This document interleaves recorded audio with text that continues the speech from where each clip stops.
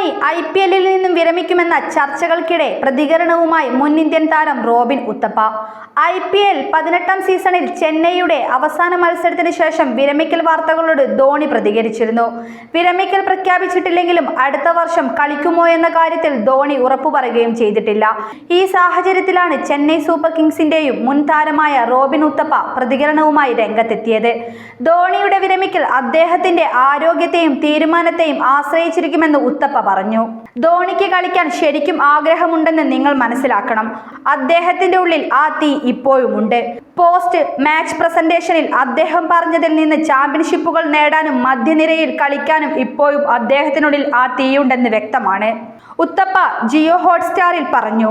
ഇനി തിരിച്ചുപോയി അടുത്ത IPLനായി ആഗ്രഹിക്കുന്ന തരത്തിലേക്ക് ശരീരത്തെ പരുവപ്പെടുത്തുന്നതിനെ കുറിച്ചായിരിക്കും ധോണി ചിന്തിക്കുന്നുണ്ടാവുക.